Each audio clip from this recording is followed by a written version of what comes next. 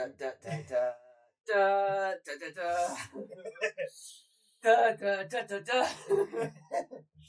You didn't know how I was going to start that episode. No. I was always going to start it this way. So welcome back to the Working Title podcast, the MJ Media podcast, which will be an officially named something by the time this is out, I am sure. So we're calling it the MJ Media podcast, but it will be called something like different. So the agenda hath changed. Yeah. For the last 3 episodes, we have been talking about our favourite anime show, My Hero Academia. We've dived deep into the analysis of its characters, its worlds, how everyone changes and evolves, how everyone matters, and what that has meant to us as people watching the show. So now we are into the next 3-part agenda of the MCU, and the title of this podcast episode, It was unavoidable. It was going to happen. So we're going to tackle the stuff that we really want to talk about first. The title of this episode is The Infinity Saga and its core characters. So there is one person in mind that we are going to be talking about today.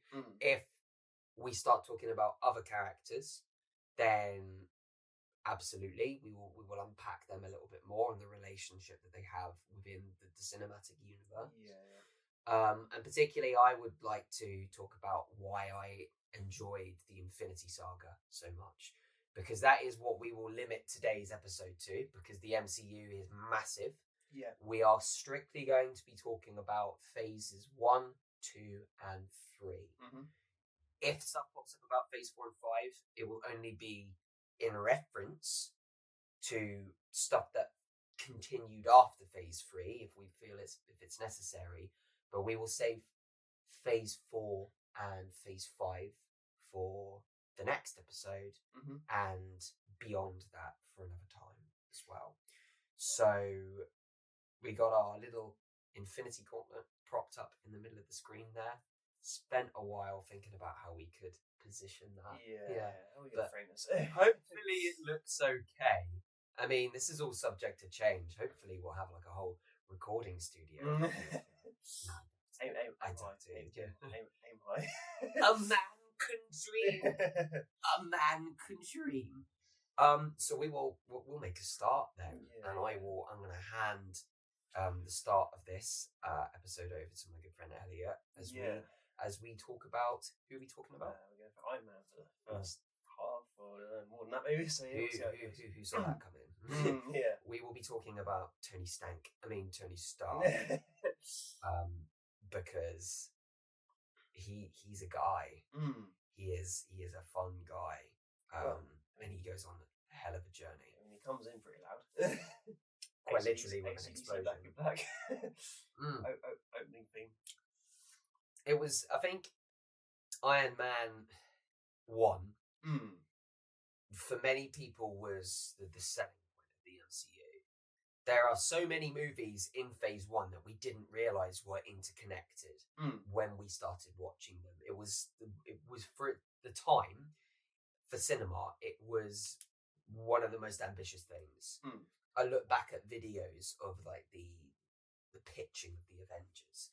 Basically, Samuel Jackson walking out onto the stage saying that this is the most ambitious thing cinema has ever done. In 2011, I think that was when the Avengers came out. I think so. It certainly was the most ambitious thing. And then you look at Infinity Saga that basically said, let's do the Infinity War. It goes, let's take that and multiply it by 30. And I would still say the Infinity War and Endgame movies were the biggest, most ambitious thing for cinema. I mean, the build-up for it is just long. Insane. So, I mean, I did say I'd hand over to you.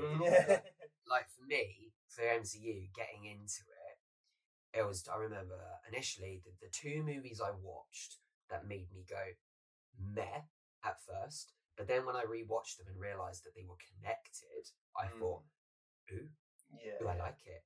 I don't like either of these characters, but I like it. And it was Iron Man 1 and The Incredible Hulk. Yeah. I watched them on holiday on DVD, and I did not like Tony Stark as a character as a little boy.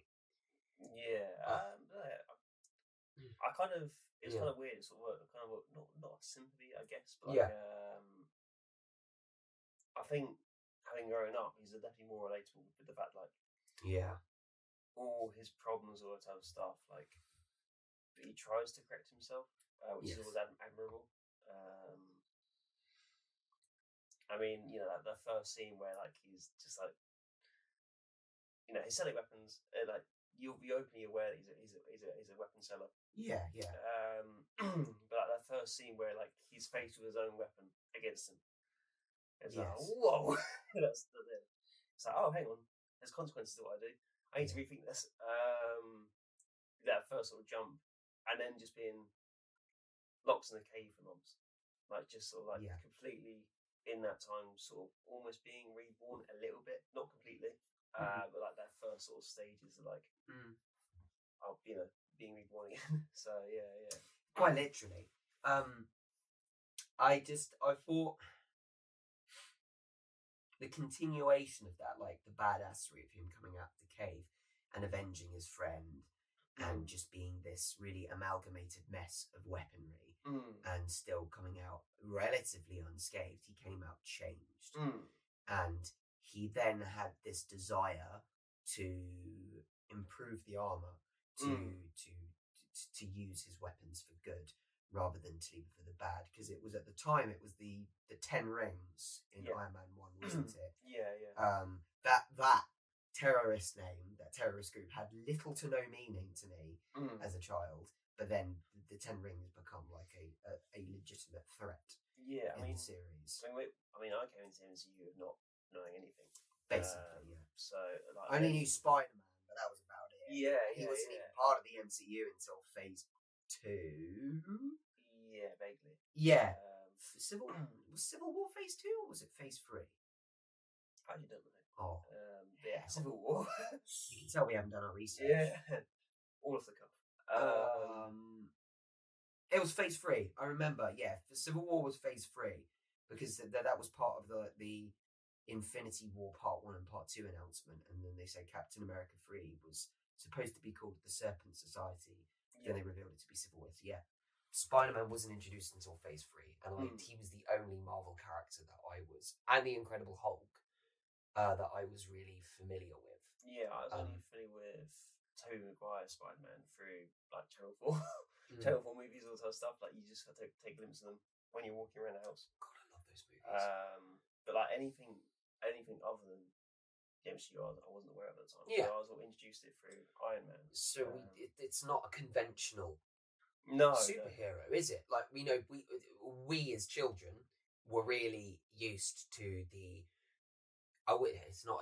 It kind of is a stereotype for a hero origin to be like this outcast, sort of like shy, timid character who then seeks greater purpose and becomes this extroverted, super powerful prodigy with their superhero persona and wants to do good. Whereas Tony Stark was kind of he was a dick. Yeah. He was a dick. He wasn't a nice man at first. No. I mean, I think, you know, the usual stereotype we come up against, like your Prince Charming types, all that stuff, where like, you know, they're generally quite good already, but they just make it better by like going out and doing stuff. You know, Iron Man was sort of like a sort of turnaround where it's like, oh, hang on, you're kind of a bad guy. Or like, you know, you're not entirely perfect, but in some respects, again, it's all like that sort of nice. Oh, hang on, that you kind of see him improve over time. Well, it's probably one of the stories that I was most invested in throughout the entire Infinity Saga, the evolution of the man himself.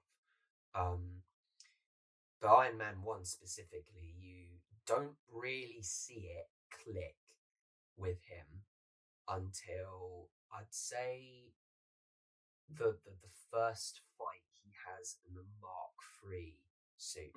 So the first red and gold suit, that next to, because we'll come to Iron Man 2. I want to talk about that. That suit up for me, because I was such a Transformers nerd. I still am. I'm a massive Transformers nerd. Like the whole mechanized, like boom, boom of the face on. I was like, as a kid, like, finally, let's have some action. And he just waltzes in to the terrorist site, beats them all up, and the only words that he utters is, "He's all yours," when he leaves. I'm like, he just shows up, beats him up, refuses to elaborate, leaves. Yeah. And then, the badassery of the tank going, and he goes, yeah. Oh, man. I was like, all right, so he's using his weapons to fight the people. What I viewed as a kid, he's using the weapons to fight the people that beat him up and use his weapons for bad. And he's still avenging his friend. And it sort of remained that way for a while. I don't know if you want to chime in. I don't know. So I mean, Iron Man 1 is pretty much like, he doesn't really change. The only way in which he changes... He doesn't, like, in analysis, he doesn't really No. evolve in Iron Man 1. I'd probably say Iron Man 2 is kind of where you get the first evolution. Because it's like, I can't remember his name. Mickey Rourke. Hang on, what's the actor? But like, Mickey Rourke is that the first? Mickey Rourke. Oh, Mickey Rourke is the villain in Iron Man 2. Whiplash. Yeah. We'll be back. Like, he's got no real... I mean, he's got affiliations to Stark, but not really, to a degree. And like, you could argue that Stark couldn't, didn't need to get involved. Like, the way, like, he could have easily just sort of like walked away to some degree. To some degree, anyway. But he didn't, and that's kind of where you kind of see. I'll probably argue that's where kind of you sort of begin to see his first evolution. I think, and also you kind of see his like evolution in sort of, he reaches out to people in Iron Man 2, like Rhodey. Rhodey becomes more of a helper in Iron Man 2. Yeah. Pepper becomes a lot more integral in Iron Man 2. Like, Pepper's like... Well, she started that way in Iron Man 1. He relied on her because she was basically integral to beating Obadiah Stane. If she wasn't there to press the core overload button, then he would have died. Obadiah would have won. What was it that Obadiah, before we move on, what was it Obadiah that said that I really, as a kid, I was like, oh, that's so cool. I thought Evil Iron Man meh, but he goes, how ironic, Tony. You built you... Oh, yeah. You built the weapon that this was going to kill you. Yeah. It's like, it's not unlike you built a weapon. Something like that is just like, you basically made the weapon that's going to kill you. And the story was going to be told in that moment. He was just like, no, I've got to stop this guy. Because if Obadiah is crazy. Yeah, I mean, I think Obadiah's he is that kind of like extremely cold-hearted businessman. And like, he was not looking at any sort of social terms or anything like that. His term was big weapon, money, war is business. Yeah. That, and he knew the Starks weren't about that. He knew he manipulated Tony Stark, but he knew he was his father's son. So he always feared that Tony would become Howard, essentially. Yeah. And in sort of some ways, Tony did become Howard throughout the saga, but he realised that, and he always resented his father. We'll unpack that can of worms later. But Obadiah, obviously, it's revealed that he made a deal with the Ten Rings because he's trying to use weapons and war as profit. But when Tony came out of that and realised, no, this is bad, we can't use war as business because innocents are dying, including my friend. Then he was just like, "You're Howard. I'm gonna unalive you." Yeah. You've got to go. Yeah. Like even Obadiah, like the brutal scene where like he literally takes Tony's art director out of his chest. Oh man. I remember watching that scene going, oh my, that's Yeah. you know, it's like that's Tony's life's what they like. He's literally taking Tony's life away, but like it's not even like being shot and like that. It's like, you know, you kind of see the twist, and then you kind of just see sort of like, oh, okay, this is more than that sort of thing. Yeah. I don't like RDJ. I don't quite know how to do it with the eyes, but like the eyes at the time where they kind of like black out when during the scene sort of thing. It's like, oh wow, that's intense. Sort of thing. Intense, yeah. And then just the crawling on the floor to try and get to the other reactor. The power that Iron Man had in that scene that we unpack later as the phases go on wasn't the machinery. It wasn't the arc reactor. It was the thing I love about later Iron Man installments.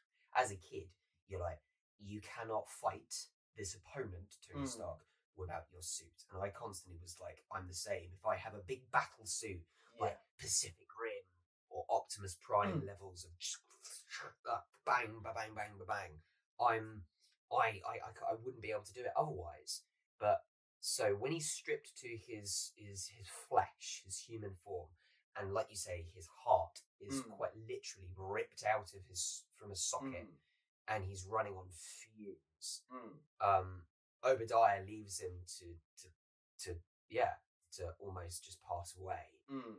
It is his brain, the power of Tony Stark's brain, and that is honestly the most consistent thing throughout the entire saga that keeps him going. He isn't there just like, oh my gosh, what do? I need my suit.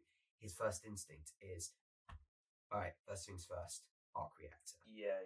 And without his persistence of his brain keeping him awake and alive to drive him to get that arc reactor, and as soon as he puts his arc reactor in, he goes, okay, what's next? Cool roadie. He's not like Spider-Man, where he would just put on the suit and he'd go dun, dun, dun, dun, dun, dun, swinging like, I gotta get the bad guy. He's just like, right, I'm calling him back up. I gotta tell him what's what. Yeah. I'm not going to run in and just like beat Obadiah Stone up. I need to play this smartly. That's very Stark. He goes in and he goes in with a plan, and his brain is his power. He doesn't realize that yet. No. In Iron Man 1, like you say, he doesn't evolve. He doesn't realize that he is the superhero. He views the suit as profit. Again, he uses it as profit, which is the perfect point to then transition to Iron Man 2, because he starts off like, hey, I'm Iron Man. He literally starts on a stage with loads of cheerleaders dancing. He unsuits in front of everyone into a business suit. How's everyone doing tonight? I'm Iron Man. Big business is booming. Hell yeah. And there's also the scene in the party in his house where he's in the Iron Man suit, drunk as anything. He's like, woohoo, I'm Iron Man. I find that scene so interesting because, like, you know, like again, it's that look successful, but he knows he isn't because he's drinking away, sort of thing. Like he's sort of like, you know, everything's supposedly good. But to be able to get in that state in the first place, there's always some demons biting at you to sort of become that state. Become that state sort of thing. And you do get to the eventual sort of like reason for his demons. Even though he's got lots of money, he's not fulfilled sort of thing. Yes. And then you actually see that kind of through line throughout the rest of his saga, really. Like he begins sort of like putting tons of money into the Avengers program and all sort of stuff. Like, you know, he's puts money towards the helicarriers. Yes. And innovation of those sort of things. Like you kind of begin to see that through line throughout the rest from Iron Man 2 onwards, where like his exploits become more spread, I guess, compared to just him. And then you get to Iron Man 3, which was just, you know, Iron Man 3, as much as it wasn't a critically acclaimed movie, or didn't review very well, it was an important movie for me, just because at the time, I mean, we mentioned it briefly, like me and Matt had issues in the past in school, but I came out of it slightly worse. But enabled for me to sort of maybe help someone else, Mm-hmm. I came out of PTSD, and I still suffer with it. But Iron Man 3 was awesome because like he was the character in which I kind of framed myself off of. Like the scene in the car where I can't remember his name now, where like he's calling, he's calling RDJ, like, oh, you're having a panic attack, sort of thing. Was that in Iron Man 3? Yeah. Panic attack. Yeah. That was it was either Happy or Rhodey. No, it was the it was the boy, wasn't it? Yeah, the little boy. And it literally calls me and goes, "Why do you build something?" And it was interesting. Like at the time, I was sort of suffering, and it was that first sort of foundation as to how I can become normal again. that one scene of they're going, oh, hang on, if I can redirect my brain, sort of float my hands or build something or paint something, I can relax again. So Iron Man 3 was not just a film to me; it was also the foundations of how I can recover. And then when we get into Batman Begins, I'll probably go into more of a detail in regards to how to evolve. Yeah, Batman Begins we'll save for another time. Yeah. It's definitely that is a topic we will discuss in one of the future agendas of the podcast. Yeah. But like, to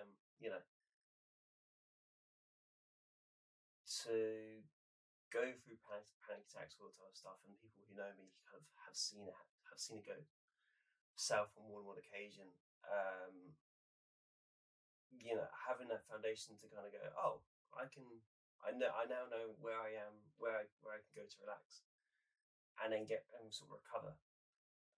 Of course, I can't do that at work, so I kind of have to sort of think I'm building something at work at somewhere where it's sort of happening, where it's like, oh, okay, let's build something in my head or something like that.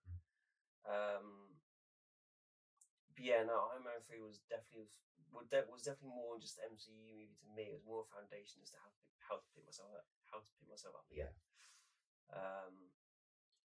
But yeah, no, and then I think we get into Civil War. So, thank you very much for sharing. I'll pick up on that just ever so slightly from my side. Because I know how brave you've been discussing this, and I know because I have been one of the people seeing you go through that, and I can't even begin to understand, but from what you've been describing from the MCU, I get what you're saying. So Iron Man 2, you see, it is the Iron Man 1. Obviously, he's the superhero. He creates the suit, and we know he's got the funding. And then Iron Man 2, he realizes, I want to do this. Yeah. And then he starts. You can see he starts to update his suit and improve his tech. The suitcase scene, I hardly need to say that's one of the best transformations so good. in not only in Iron Man, I'd say the MCU. That I absolutely love that.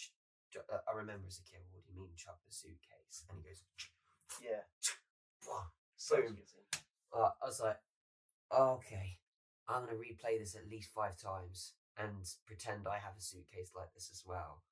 Anyway, I'm digressing slightly, but where you said PTSD, because Iron Man 2 shows who he wants to protect. Yeah. So he realizes who Tony Stark has. Like you said, he's got Rhodey in the movie. Rhodey has a big falling out with him as a friend. He's like, you are being very self-destructive. You're focused more on the suit than you are yourself, and it's going to cause you a lot of pain. And Tony obviously lashed out because he was drunk and he didn't understand himself.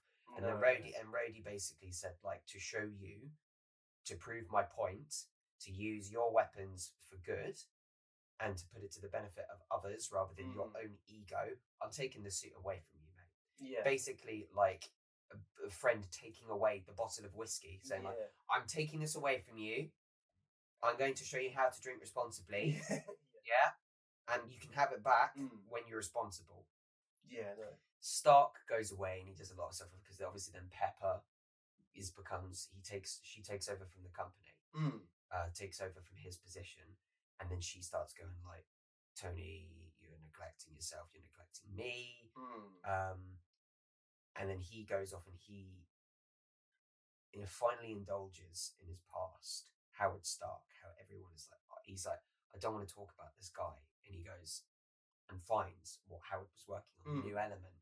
And then he says, okay, I'm going to put all of my funding into this. And he finds the new element, and that enables him to create a new suit. And then that it's not, I like how all of his suits look the same in phase 1, because in effect he hasn't properly changed yet. He looks the same, but he's functioning differently. And then when he realizes it functions differently, he can fix the kinks of what was past him that didn't necessarily work before, i.e. Rhodey comes in and his tech is faulty, and because his tech is faulty, Whiplash hacks into his system, and then he cuts him loose. So he saves his friend. He comes back and goes like, look, you're right, sorry, here I am saving you, and you're fighting side by side with me. Him and Rhodey are on good terms. And then he flies and he saves Pepper. He kisses her and realizes, I love you. I do actually love you. You are the one I want to be with. So then Iron Man 3 comes along. Bearing in mind, I think the importance of Iron Man 2 when he realised this is what I have and this is what I need to protect. The weight of Iron Man 3 and the significance of it is multiplied by the Avengers. Oh, yeah. Now, the Avengers, I hardly need to say how good it was and how well received it was in the box office and the cinema. Everyone loved it. The characters from separate movies uniting or assembling together to fight a common foe. Yeah. And Iron Man did not change. You could see he came in, he was his usual charismatic self, and you could see where him and Steve butted heads a bit, because Steve was a good man. Steve's morals were a good place. He was a good man, not a perfect soldier. He was like, I am going to fight to save people because that's the right thing to do. And Tony's just like, yeah, whatever, Mr. Perfect. It's not quite as easy as that. What is it? He goes, take your suit away from you. What are you? Genius, billionaire, playboy, philanthropist. He's basically saying like, so I can see what you're trying to do, mate, but I'm smarter than you. It's interesting, like, it's interesting how it's like the biggest deflection in the world. It's like the biggest deflection in the MCU at the time. Like, right, he's vulnerable. Yeah, he's only started being vulnerable, and he doesn't like it. He doesn't like it. No, like he's actually challenged the first time. I was like, oh, hang on, crap. But like when he challenges, like, I'll go to the stuff I know. Yeah. But at this point, he's got to start to sort of question that. You know. And that's why he sort of leads the fray into battle against Loki. When he goes like, I don't know the troubles that you have with your brother. I actually don't care. Like, and he even butts heads with Thor as well, because he is in ego mode. Like, he is starting to be vulnerable. And that vulnerability hits an all-time high when the government decide to nuke the city. They're like, we got to get this, wipe it off the face of the earth to protect them. He obviously takes the nuke to the Chitauri in outer space, and when he's trying to call Pepper to say like, I love you, could have been the last time that he ever spoke to her, and his call doesn't make it through. No, I know. That moment he was so vulnerable that he quite literally, I will compare it to Avatar: The Last Airbender because I can and I will. That was when his true metamorphosis began, and his body hated it. Yeah. He passed out due to the lack of exhaustion, the adrenaline hitting him hard out of space. But I will liken that to the metamorphosis that he then suffered in Iron Man 3.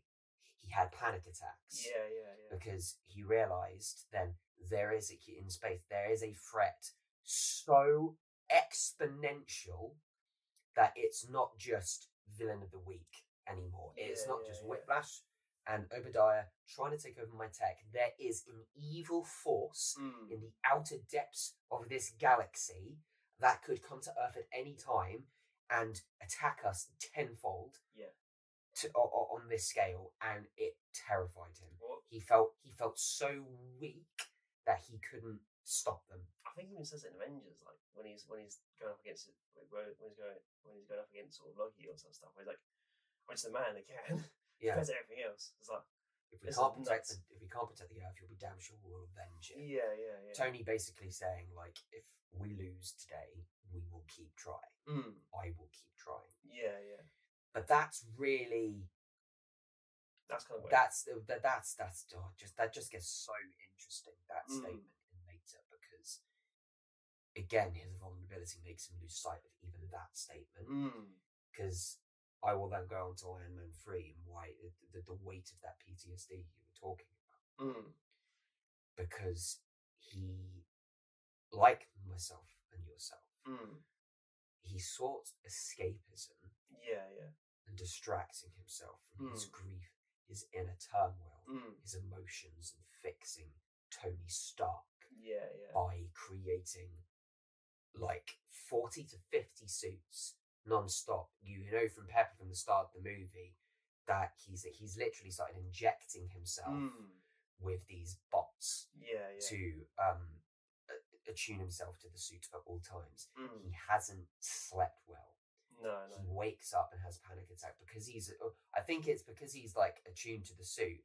The suit attacks Pepper, doesn't it? Yeah. I feel like I'm making that up. Am I making that up? No. So what happens is, I don't quite know how it works, but from what I understand, like if the suit reads that Tony's in danger, it will then come and help him out. I remember that now. Yeah. And then that's when he's having an attack. Suit thinks he's in danger, then sees Pepper as a threat, and then decides to take on Pepper, sort of thing. Yeah. It's an interesting dynamic because usually sometimes like it's a misread of a threat sort of thing, and you end up lashing out sort of thing. But then in this case, it's the suit lashing out rather than Iron Man himself. It's not himself. It is a reflection of what he is feeling inside, channeled in through his technology. And his escapism there was quite literally his downfall in the movie, because he thought, I've got all of these suits, I've done everything I can to protect and to fight in the way that I've known to in the past.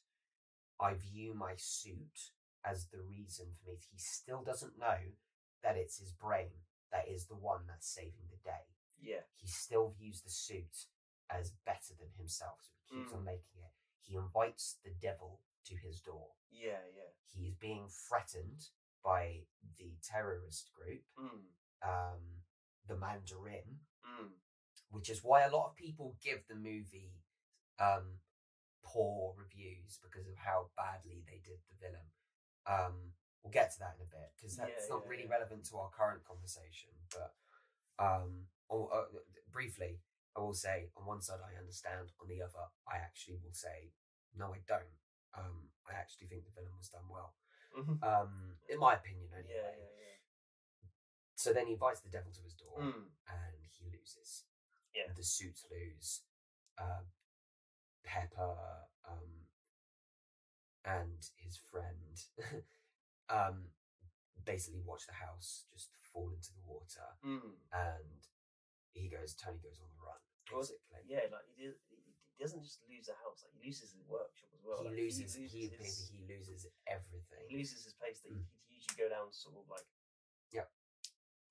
switch off and relax in. Lose that completely. The gadgets that we come to know and love from Iron Man 1 and Iron Man 2 gone. Yeah. Destroyed. And there's even like I remember there's like even a sad scene, sad music when we see him looking at them twitching in the fire. And he's just like, no. Oh my, he's at that moment again, he then stumbles across the kid's workshop and he panics. Yeah. He's freaking out. He's a man with a malfunctioning suit, which is I'd like to view the metaphor of the malfunctioning suit being his emotions all over the place. Like, it's representing his inner turmoil. He cannot focus. He's like, oh my gosh. And from that moment on, he starts to peel himself away from the suit, like he said. Yeah. I'm having a panic attack. He's like, create something.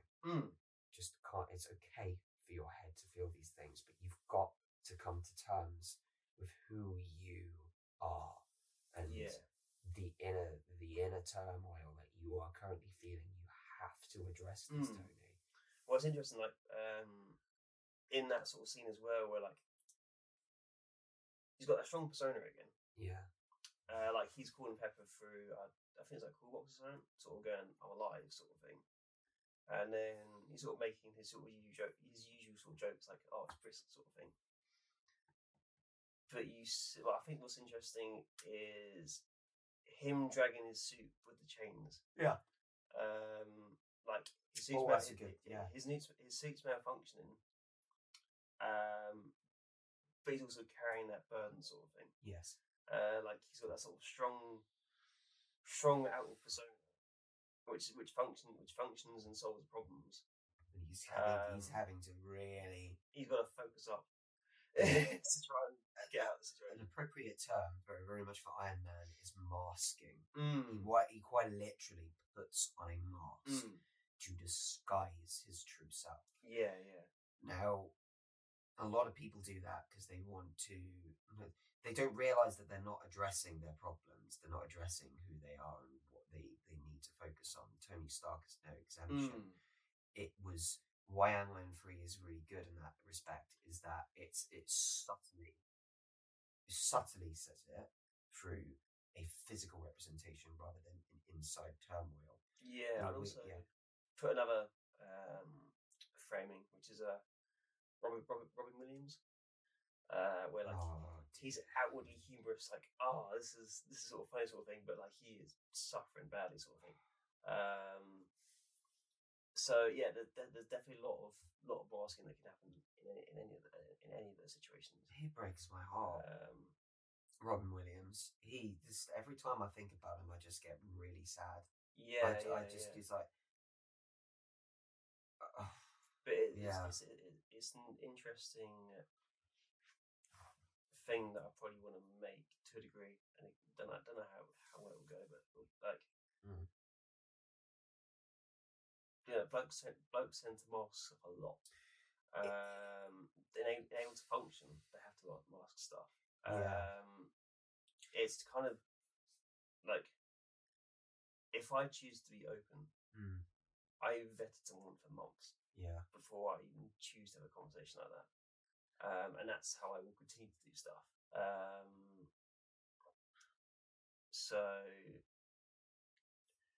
But what happens with women? Like women almost like, oh, we should tell you emotions or so. So you'll be not every woman does. I will say not everyone, but the majority. I'd say to caveat. I get what you're trying to say. I guess what I'm trying to work out is, we're told. I'm so sorry. Such a deep part of the conversation. Ladies and gentlemen, my dog, Tetley.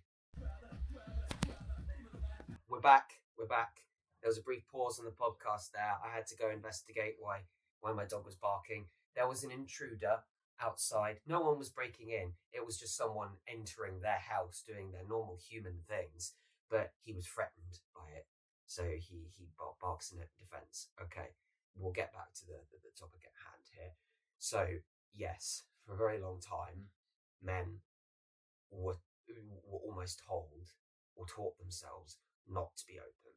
Yeah. And sometimes, I'd say throughout history, in terms of not getting into this too far and getting too deep about something like that, they did that to be strong, to be the leader of the pack, and to not show weakness, to not crack, to be the rock that everyone leans on. Bear with me. Yeah. But as time, in another approach there, specifically for me, I would say opening up is less about being a patriarch. I'm really losing myself here. Yeah, no. I kind of lost it. Because what I kind of wanted to try and say was, because male mental health is less about that. It is less about that, and it's more about us choosing not to be open for fear that it's unnecessary. Well, I think so. We need in able for us to do the job. We need to function. Yeah. So we have to sort of we do have to block out some stuff in able to function. And there is times where you will slip granted. I fight quite a bit, not just for being tired, but like with just adrenaline and all sort of stuff. And as I said sort of previously, like I vet someone a lot before I even tell anything about anything. Yeah. And I'm sort of trying to get at the fact that like there's a sort of very sort of like this sort of feminine mental health. It's like, oh, tell everybody and everybody sort of thing. It's like, no, like if I don't trust you, I won't tell you. Yeah, I know what you're trying to say. I do, but I still think there is a lot of women that don't open up about their mental health. I do. Oh no, I think it is very common in today's society for people to be open about it. I will say there was a lot of, I would say, people in general that weren't open about their health. I get what you're saying, because women naturally are open, and their language is a lot more open to it. And I think to discuss it. To a degree, it's healthy, and it's admirable, and I love it. I remember particularly being in a school environment, being the only male teacher. Every teacher there, I was the youngest teacher there as well. Every woman there was I wouldn't say like really old, but they were older than me. They wore it on a sleeve. They did. They said, I'm really struggling today. I don't like this. I'm having a bad day. Some of them were being emotionally vulnerable in the staff room. Not every one of them, though, was that I could tell that there were some teachers that were just like, I'm exhausted. I am at my wit's end, but that's okay. I'm going to keep going anyway. So again, that's why I was very much like, not every woman does open up about it. I need to be strong for other people. And one of them was trying to be strong for me, because she could tell that I was not okay. Because every day I came in, I was like, are you all right, Matt? No, but we're getting there. Yeah. Every time I'd say that, I would be honest and be like, no, I'm not okay, but we'll get there. It's fine. I'd never, ever try to show that I was inside. It was an explosion, an absolute carnage field of emotions. Yeah. And that's, I get that bit is what I get what you're trying to say. Because even throughout all of the display of emotions, it wasn't exactly resentment and like, oh no, I don't want to do that. That's not it for men. It's not like, oh, I don't want to be emotional. But it's like, I shouldn't have to be. Yeah. You know, I shouldn't. This is really tough. I didn't expect to be talking about this today. For me, you'll find there's very much about me as you get to know me, talking about emotions, talking about mental health for men and for women, and it is probably the toughest thing. I cannot ever really put emotions into words. I really struggle talking about mental health and emotions to the point I deflect it and I avoid it, and emotional situations arise where heated debates get tangled in, and I just try and avoid them. It is not something I've trained myself to do. It's something that I've always done. I'm teaching myself to be more open, and this podcast episode is a very good opportunity to do that, because it was really admirable that you chose to be emotional and be open as well. But even me, you can see me even now trying to be open, and I'm failing. I'm failing to do so. I am. Yeah, I'm. It's coming out in all of the wrong words. When I said earlier about the patriarchy, I was just like, no, that's not what I wanted to talk about at all. Yeah. A man being a rock of the family. No, that's not what I wanted to talk about. When I was talking about teaching, even then I was like, I'm not even talking about myself here. I'm talking about other people. I'm not like I'm avoiding it. I'm avoiding talking about myself. So the best way I can describe how I think we function is when we're on task. We're on task. Like if we're talking about emotions, we don't talk about emotions then. Yeah. I think the only way you're going to get men to open up about what they're thinking is well, one, you probably also have stuff, which is one. The other one is having a home environment stable enough that the bloke can actually open up.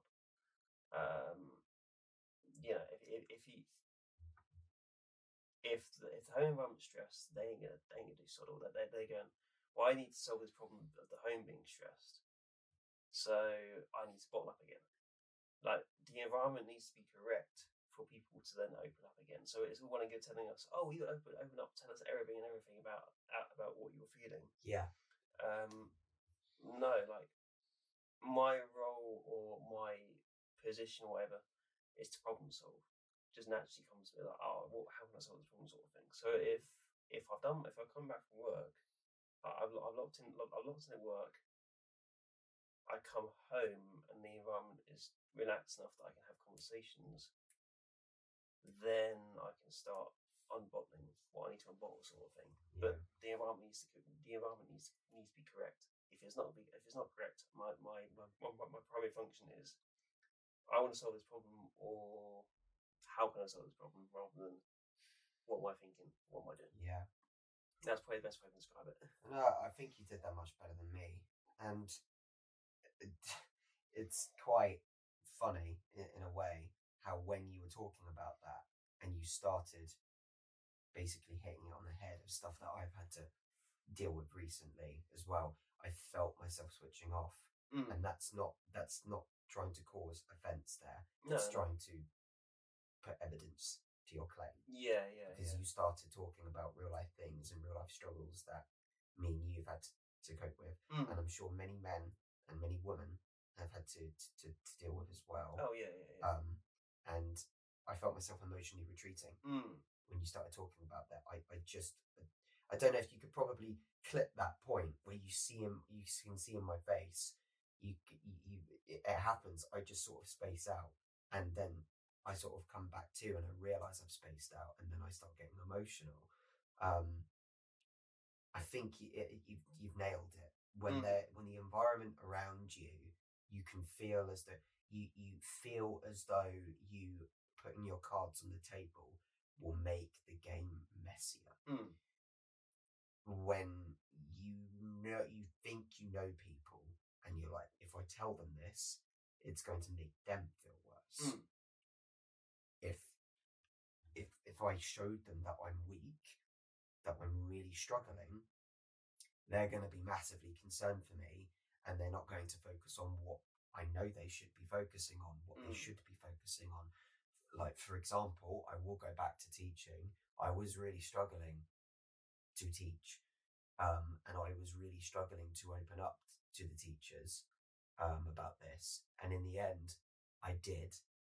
And unfortunately, whilst a lot of the teachers were being a big advocate and a big help for me, there was an extent of help that was and was not given that meant that not all of the needs could be fulfilled within the school.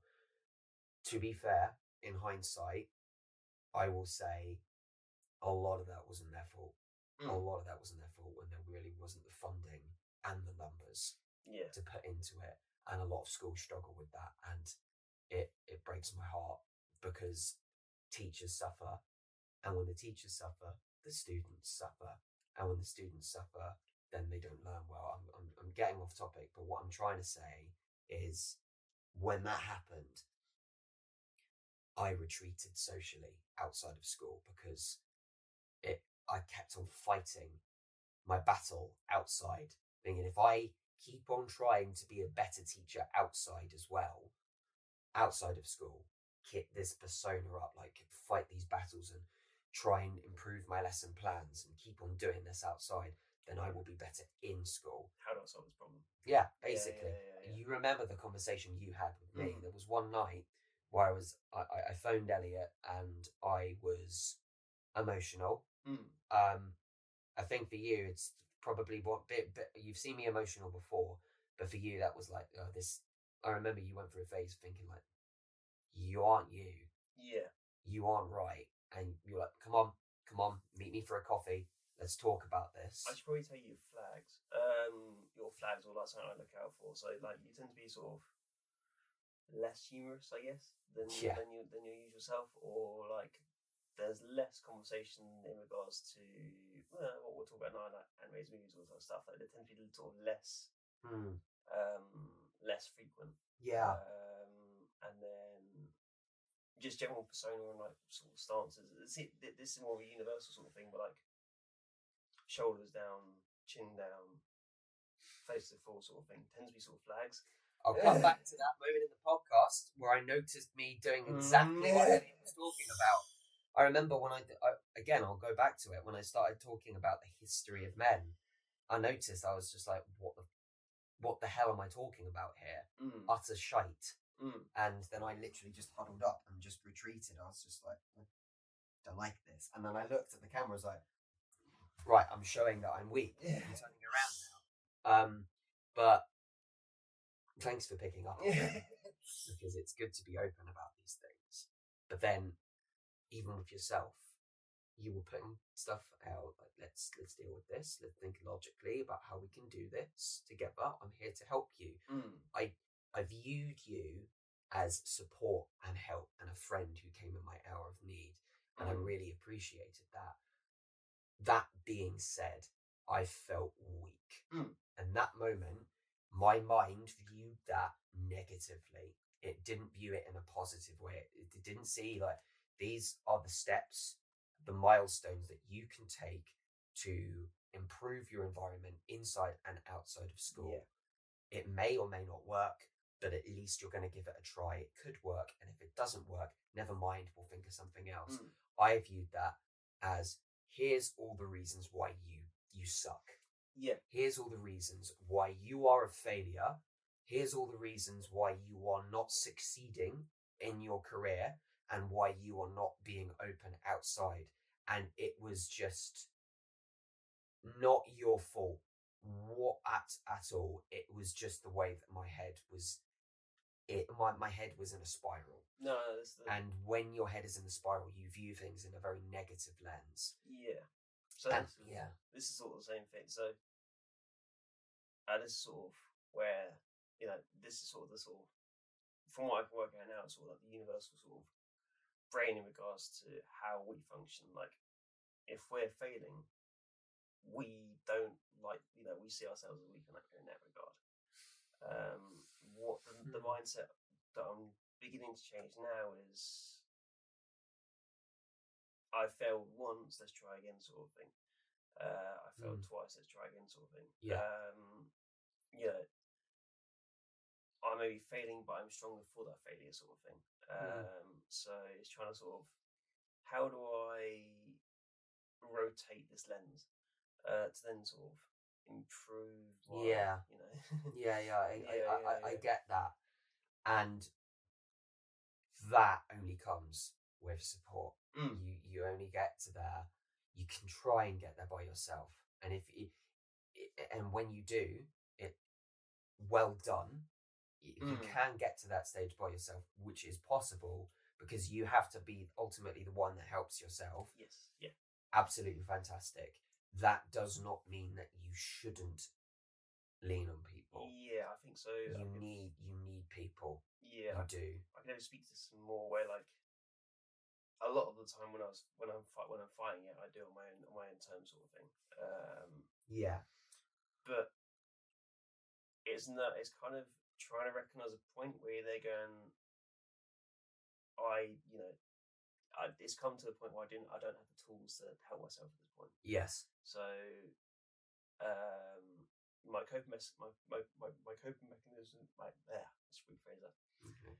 My coping mechanisms for having panic attacks isn't working, or I'm seeing probably too many threats around that probably aren't making sense.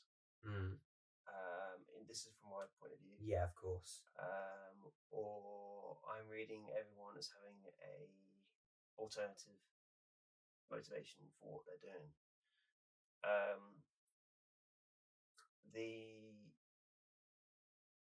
Once the tools for panic attacks or anything like that disappeared, they weren't working,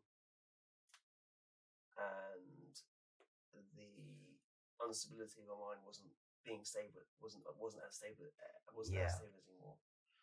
It's kind of when, and it's sort of starting to completely fall apart. Yeah. It wasn't me who recognised it. I'll be open in that regard. It was my mum. And that was I've come out of a year of counselling. I'll probably go back again in this new year just to sort of get some more. It's always good. Some more perspectives. Yeah. But yeah, but also don't rely on counsellors. There's a lot of the counsellors will solve all your issues. It's like, granted, to a degree, yes. But it also comes off your back to be able to sort of try and change that lens completely. It's not the counsellor's job to do that. They'll give you the tools, but it's your it's your approach as to how you approach problems, as to how you sort of get better. I guess my therapist at the moment, love him to pieces. I've only had a couple of sessions with him, and I really like him already because he used humour and then went and dove deep and sincere. And he said, "I'm sorry, this is the sadistic side of my therapy." And I started laughing. And I was like, ha ha ha. Because he then said, "I'd like you to do this. I'd like you to go off and do this. I'd like you to do that." Yeah.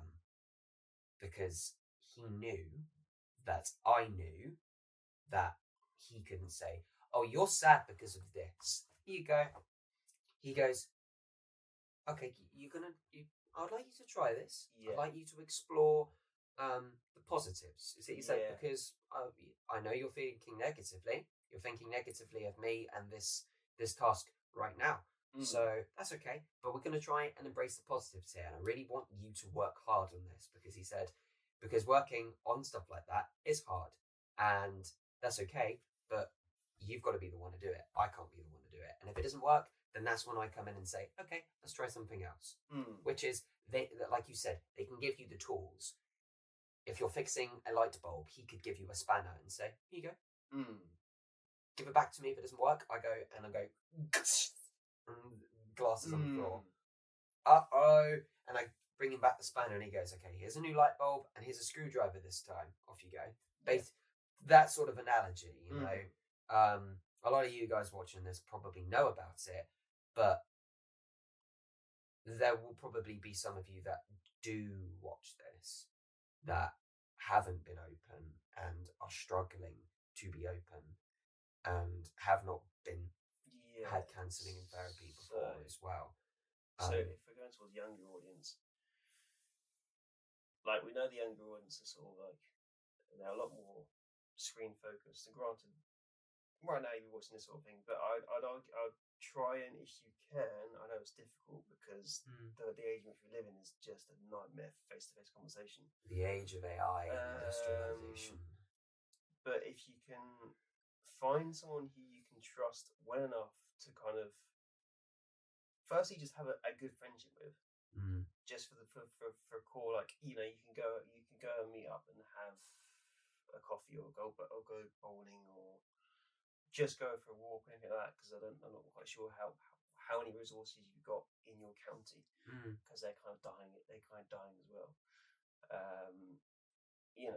If you can have someone you can have a face-to-face conversation with. Oh, it's better always face-to-face. Then try and find that person. If you don't feel like you can have a deep conversation with either of them, don't force it. Try and expand that some more to find someone else who you can then have those sort of more important conversations with. It takes courage to talk. It's I think the very nature of even approaching someone and talking to them, even if you don't talk about what you want to talk, that's taken guts for you to get that far to talk to them. So well done, because being open about your feelings and your worries, you've got to realize, even though I'm sure you don't, that it's okay to not be okay. Yeah, it's okay to tell people your problems. Granted, if you tell them all this is my take, if you tell them all the time and you don't address them, then yes, in the end, I can see why that conversation, you'll probably think these conversations aren't getting anywhere. I'm being open about my feelings, but I don't feel better. It helps to talk about them, so then you can start to address them. And when you address them, then you know what you need to sort of work on. That's probably the best way to put that, to work on, because no one is perfect. No one will ever be 100%. No. You will probably have days where you wake up and you're on cloud 9. Nothing can bring you down. Those days are the absolute best. But life ain't that way. You will have days where you're 90. You will have days where you're 99.9%. You will have days where you feel you're on 0.1. I probably also, I mean, you're correct, but I'll probably also, like, when in the days in which you're not 100%. Yeah. How can you improve that day? So again, like, if you finished work, what do you enjoy? Go and do that. Try and lift yourself up, sort of thing. Yes, yeah. Try and find what will lift you up in regards to, like, even if you had like a bad day at work, if you're getting home in the evenings, what can you do to sort of improve how you're feeling? So in my case, it would be painting, or if I like I'll read, or I'll watch a couple of like bushcraft YouTube videos if the weather's not tyrant, or I'll go out camping. Something that doesn't require too much mental energy. Yeah. You need that recharge. Everyone needs that energy to heal. Me recently, it's been video games.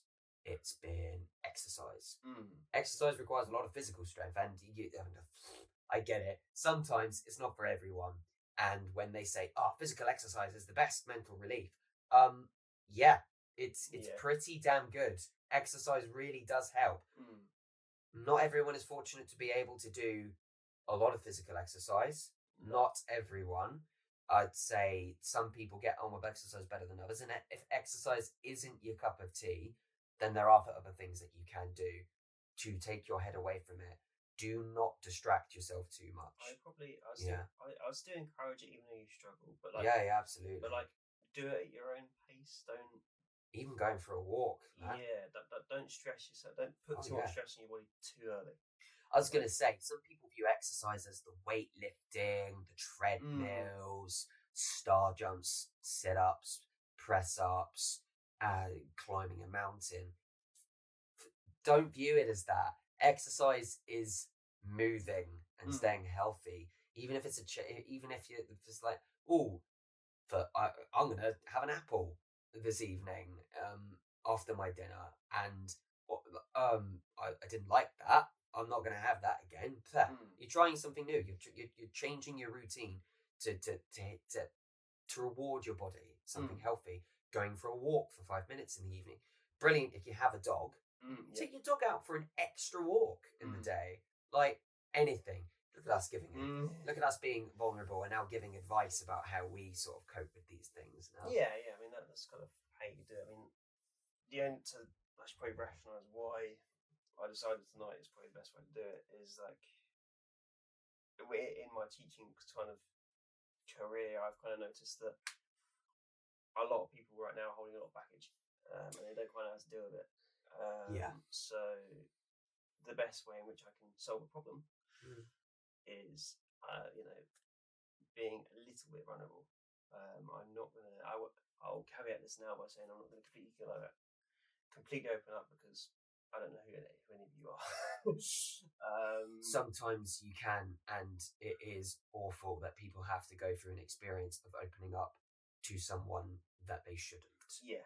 Because there are even, I remember even my therapist said, there are people that weren't meant to be in your life.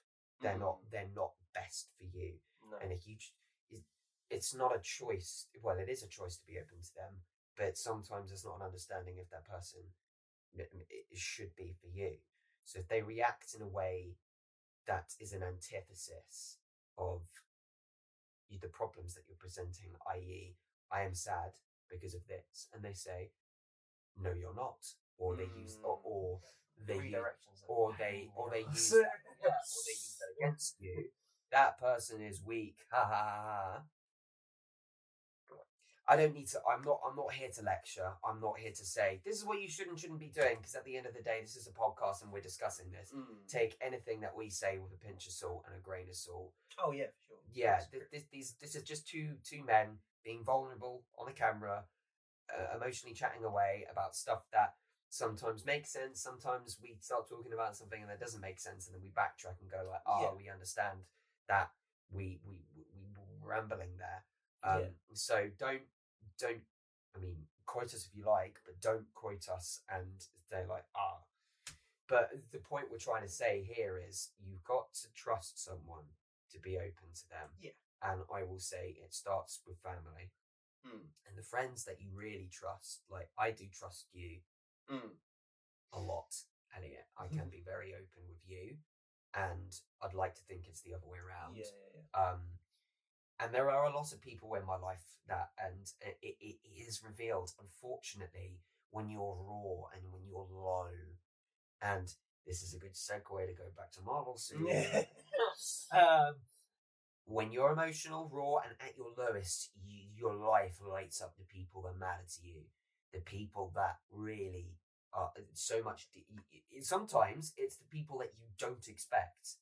That you see, it's the people that you really expect. Like, I remember when I was really low, and you never left. You always stayed, and it wasn't an act of forcefulness. You're just like, I'm here to talk, if and when. Yeah. I'm not like knocking on your door, dragging you out.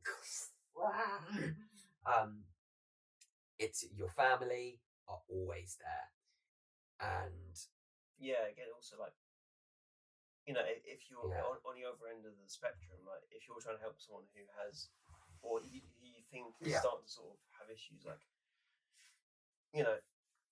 don't force them to tell you. It's the right thing to do. Never force someone. Like they're gonna tell you. They're gonna tell you in their own time.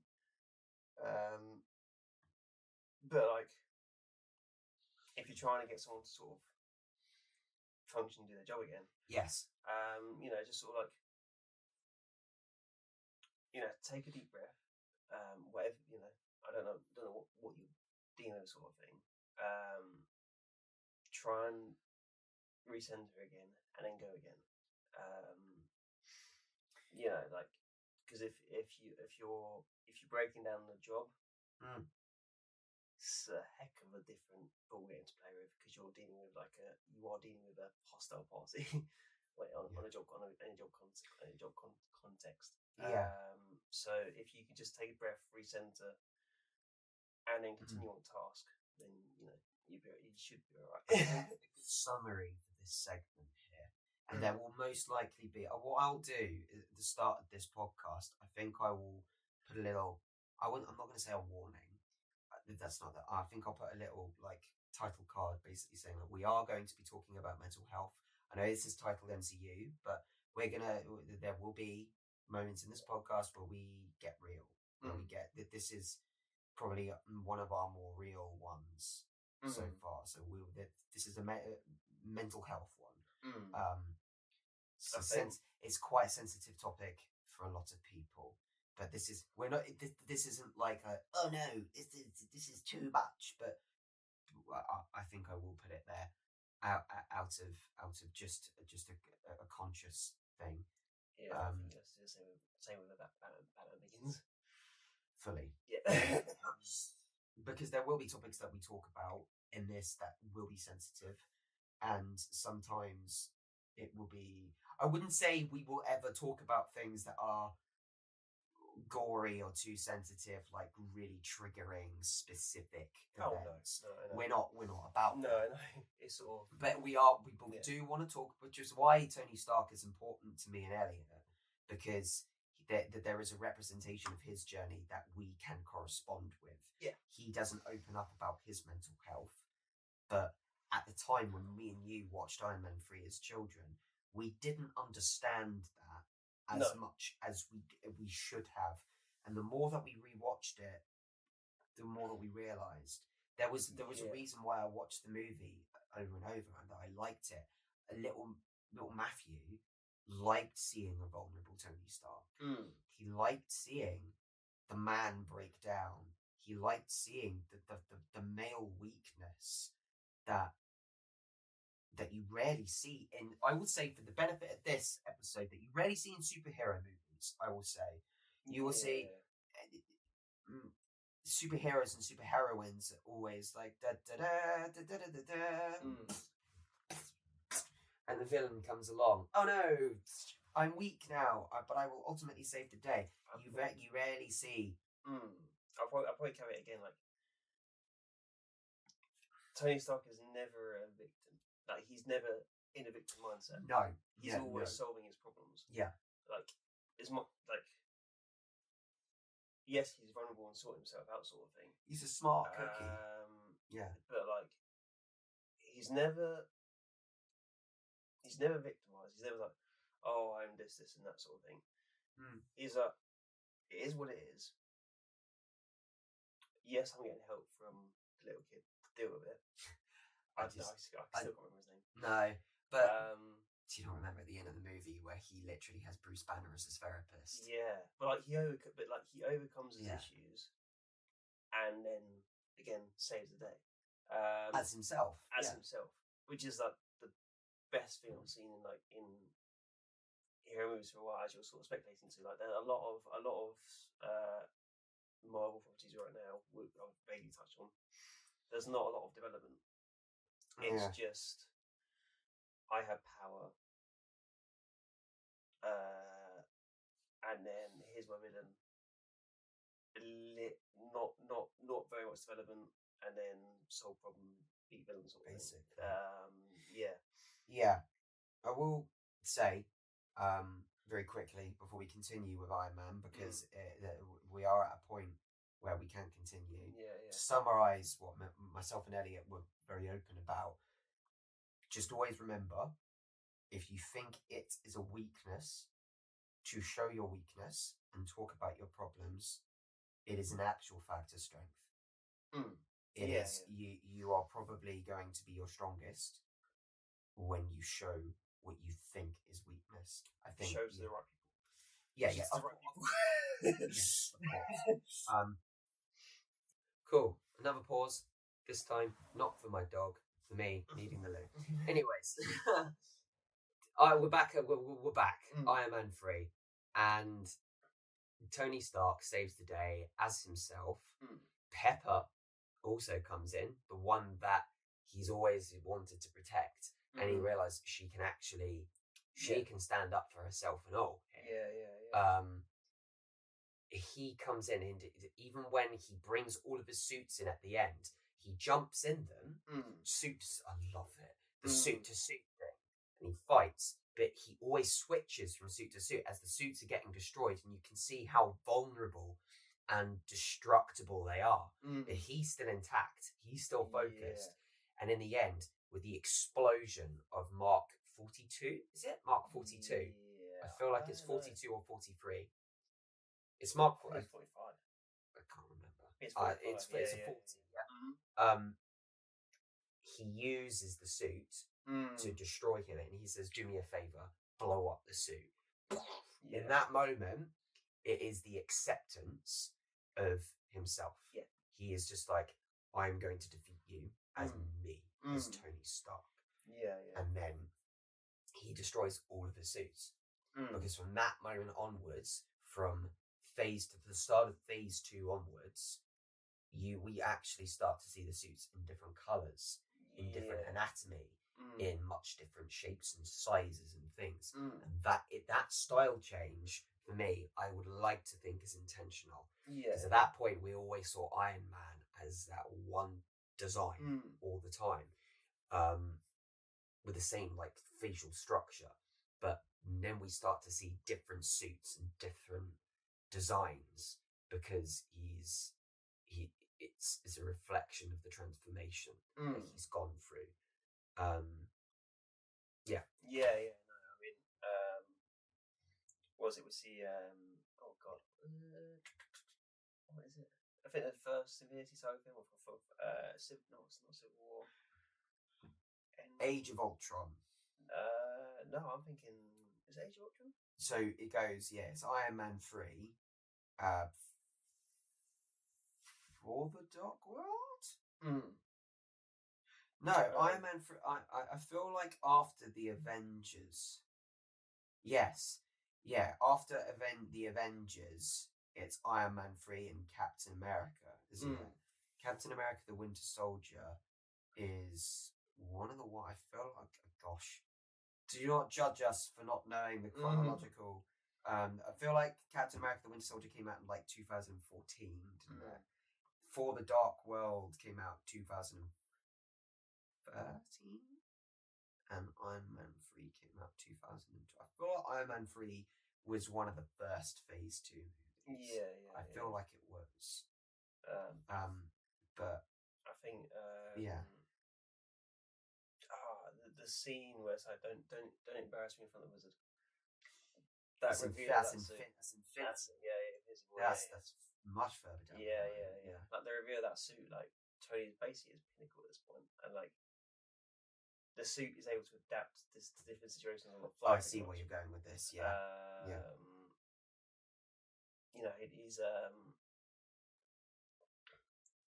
he's sort of a lot more relaxed now. Like he's kind of dealt with a lot of sort of his issues and all that stuff. I know. I'm pretty sure behind the scenes, if we're talking of Tony Stark being a human in real life, he'd probably still be sort of dealing with stuff that they're not at the forefront. Like at this point, he's kind of fully embraced himself to a degree. He has, and in that regard, he works alongside the suit, not relying on the suit. Quite literally represented in Age of Ultron, when he jumps out of the suit and he starts walking around by himself in his sentry mode. I loved that as a kid. I was like, nice. Whereas the suit is very much defending itself, but Tony is defending himself. And in that, with his vision from Wanda, he realizes there is still this existential threat that I am afraid of, and that will always be. I will always have this great desire to fight back. And then he's fully aware of Hydra destroying S.H.I.E.L.D. The helicarriers and all of that going down there, obviously. at that point in time, he's not really aware of Bucky, but he fears with the Vision that something massive is coming, and they're very vulnerable. And the Avengers, at this moment in time, there might have to be a contingency. So, what if we're not enough and we lose? What if we have to avenge?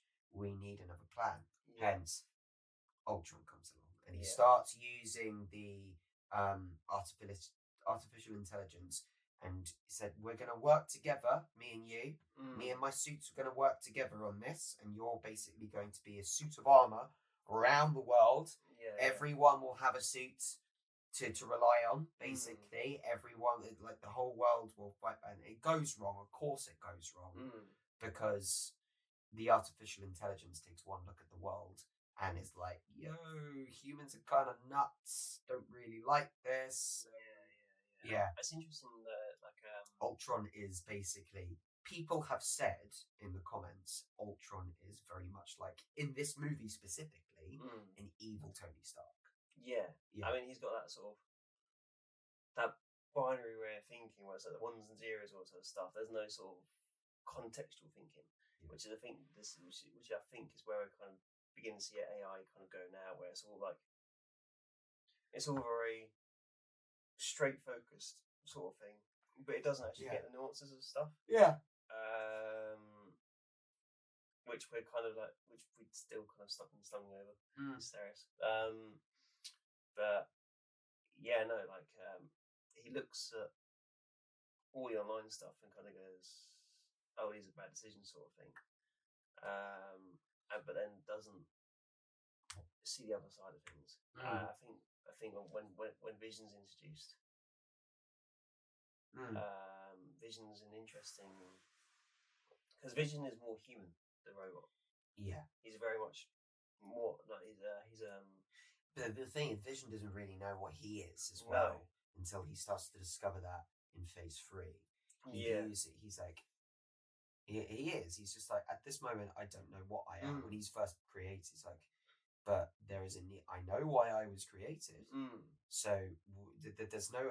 I love that scene. It's like, there's no actual way for you to know if you can trust me or not. But we need to go. And he hands for Mjolnir. The fact that Vision is worthy, and none of the Avengers are, everyone is just like, I trust him. Yeah. But that sort of desperation of creating Vision as well, like, just sort of like falls again. I need this done, sort of thing. Just like putting the lightning in there. And that's the Civil War aspect begins there when you see the breaking of the Avengers. Tony and Steve butt heads like no tomorrow in the movie. It's interesting again, like Tony's got good intentions, but they backfire massively. He takes accountability for it as well. That's the important thing about Tony Stark from Iron Man 3 onwards, is that before then he wasn't accountable for his mistakes. He approached the people that he hurt and said, I'm not okay. Thank you for identifying that. This time he goes, in the movie, he is basically saying, "Yeah, Ultron's my bad. Ultron is my bad. I need you guys to help me clear this up." But when Vision comes along, Steve says, "You're doing exactly the same thing."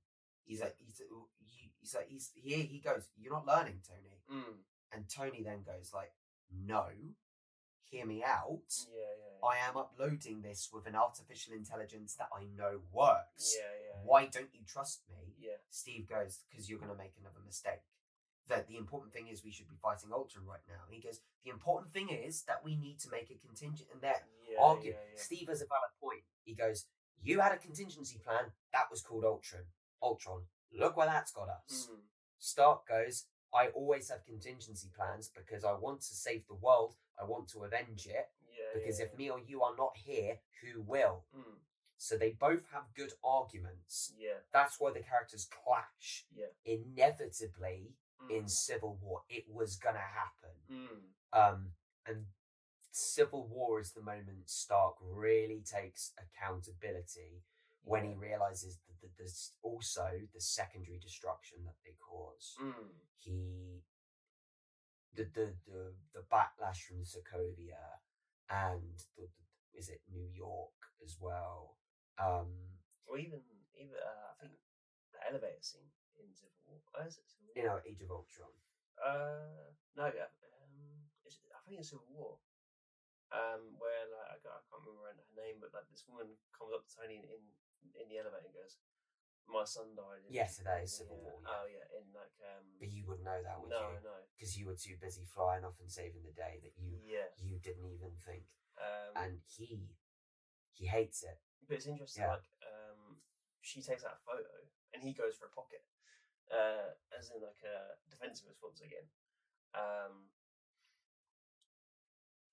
It's interesting the caveats between like Tony's been through a lot, but also so is someone else, sort of thing. So that that kind of interesting sort of different view, I guess. He just remembers what he's fighting for at this point. Stark is really trying to be the better man here, and in facing his inner demons, he can't fight it all at the same time, which is why he's trying to. He goes again. This is why I like Infinity Saga Stark, because it's never a moment of him walking in a movie and saying like, oh, he's clearly mastered this. He hasn't. You see Stark in a movie, he's still learning. He has that brief split with Pepper, doesn't he? Because he thinks she can look after herself. She don't need me. I told her that I'm done being Iron Man, but here I am. I'm still fighting. I'm still making Ultron. So Pepper he walks away from Pepper. I remember that scene in Civil War where he's supposed to introduce her and bring her out on stage, but he's like, nope, I'm out. Yeah. Because he's still like, I can't address that. I've got to carry on helping people, atoning for my mistakes. And then the human comes along and she's just like, yo, my son's dead. She says it's not your fault, but you didn't do anything to help me. So where were you? So Stark comes in and goes, we need to. I've accepted that Ultron was an absolute failure, but you all need to accept that we're ultimately not seeing the full picture. Yeah. We're focusing on the bad guy. We're focusing on who we need to defeat no matter what. We're not focusing on the chaos that we're causing because of that. And that, again, goes back, I would argue, to Phase 1, to Iron Man 1, to his weapons.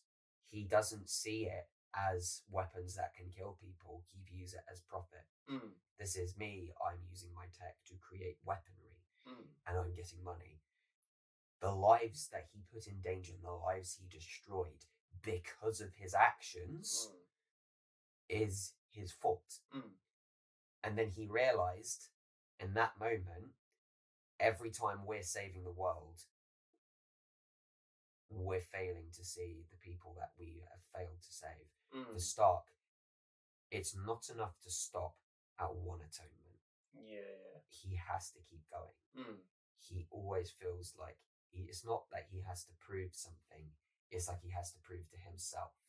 I no longer just care about Pepper and Rhodey. I care about my brothers, my sisters, the Avengers. I care for the world. I no longer have one person to fight for. I have a world to fight for. I am not done. I am not ready to rest and be the stay-at-home husband that Pepper wants me to be. I'm not done. I need to keep going, atoning for my mistakes and fighting. Yeah. And then Steve then comes along and essentially goes like, look, we're fighting the battles that no one else can. Of course there's going to be death, but we're fighting to prevent further death. And at that point, you see, I would argue you see Tony Stark's point more than Steve's at that point. But later in the movie, you see Steve's point when the government bureaucrats get in, you realise they're trying to chain the superheroes away. And we've got to do. They're almost the government. Well, I think are being ruthless. Yeah, what happens? I can't remember it. There's an incident going on, and Tony's there going, "I need to get into this incident. I need to sort of get to this place," and I can't. And he's been held back by. I think the government view the superheroes as above the law. Yeah. Like you're not. You view yourselves as superior to us. We are the power here. You are not exempt. You are not free of rules.